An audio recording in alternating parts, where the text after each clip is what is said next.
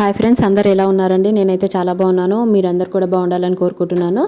ఇవాళ మనం రెసిపీ వచ్చేసేసి చిక్కుడుకాయ పచ్చిమిర్చి అండి.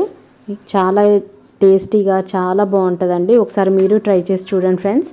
ఒక 10-12 పచ్చిమిర్చి తీసుకొని వెల్లుల్లిపాయలు వేసుకొని కచ్చపచ్చ దంచుకొని పక్కన పెట్టుకోవాలండి. అలాగే కొంచెం అల్లం వెల్లుల్లి పేస్ట్ కూడా దంచుకోవాలండి. ఫ్రెష్గా దంచుకుంటే ఇంకా టేస్ట్ ఫ్లేవర్ చాలా బాగుంటుంది. నోటికి ఎంతో కమ్మగా రుచిగా అనిపిస్తుందండి కర్రీ. ఇక్కడ నేను ఆల్రెడీ అన్ని కూరగాయలు కోసి పెట్టేసుకున్నానండి. చిక్కుడుకాయ ఒలిచి పెట్టుకున్నాను. పెద్ద ఆనియన్, 3 టమాటాలు, కొత్తిమీర, మెంతికూర, అల్లం వెల్లుల్లి పేస్ట్, మనం దంచుకున్న పచ్చిమిర్చి పేస్ట్ అండి. ఇప్పుడు ఒక గిన్నె పెట్టేసుకొని దాంట్లో ఆయిల్ పోసేసుకొని హీట్ అయ్యాక పోపు దినుసులు వేసుకోవాలి. అవి కొంచెం ఫ్రై అయ్యాక ఆనియన్స్ వేసుకోవాలండి. ఆనియన్ కూడా వేసేసుకొని అంతా ఒకసారి కలుపుకోవాలి. కొంచెం మీడియం ఫ్లేమ్లో పెట్టుకొని కలుపుకోవాలండి.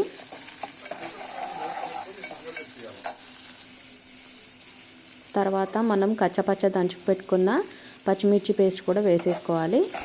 వేసుకొని అంతా ఒకసారి కలుపుకోవాలి.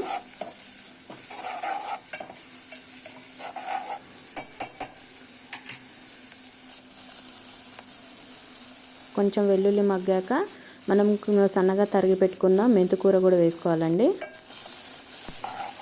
దాన్ని కూడా అంతా ఒకసారి కలుపుకోవాలి.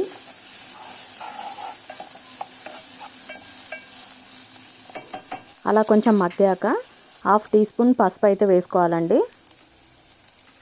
వేసుకొని దాన్ని కూడా ఒకసారి కలుపుకుందాం.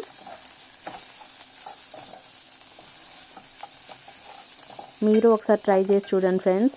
మన ఛానల్లో ఎవరైనా ఫస్ట్ టైం చూసినట్టయితే ప్లీజ్ సబ్స్క్రైబ్ చేసుకోండి ఫ్రెండ్స్. ప్లీజ్ సపోర్ట్ మీ. తర్వాత మనము ఫ్రెష్గా కడిగి పెట్టుకున్న చిక్కుడుకాయ కూడా అందులో వేసేసుకోవాలండి.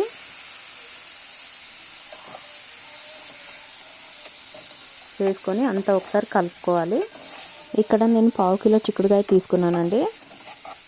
ఇది రోటీలోకి కూడా చాలా బాగుంటుందండి. రైస్లోకి, రోటీలోకి, చపాతీలోకి, దేంట్లోకైనా చాలా రుచిగా ఉంటుందండి. తర్వాత మూత పెట్టుకొని ఒక 3 మినిట్స్ మగ్గనివ్వాలి. మనం అప్పటికప్పుడు అన్నీ ఫ్రెష్గా దంచుకొని వేసుకుంటే చాలా రుచిగా ఉంటుందండి. కర్రీ చాలా టేస్టీగా ఉంటుంది.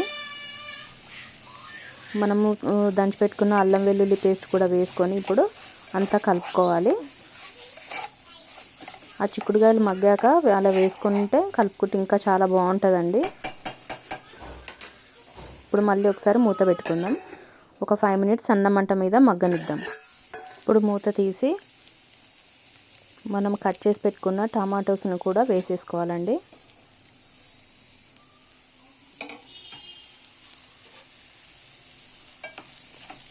వేసుకున్న తర్వాత అంతా బాగా కలుపుకోవాలి.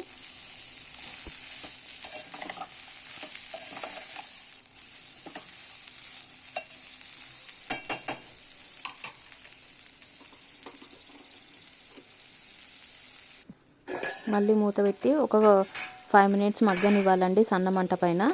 తర్వాత ఓపెన్ చేసుకొని మళ్ళీ ఒకసారి కలుపుకోవాలి.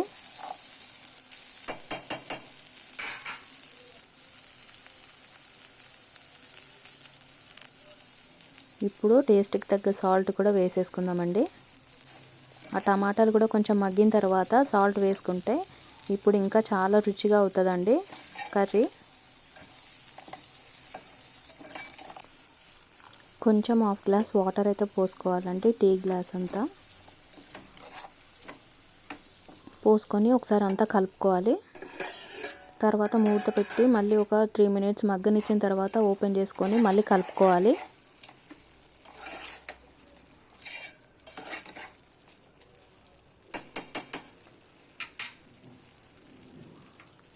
ఇంకా మన కర్రీ అయితే రెడీ అయిపోయినట్టే అండి. గార్నిష్ కోసము కొత్తిమీర చల్లుకోవాలండి. Thanks for watching. Please subscribe.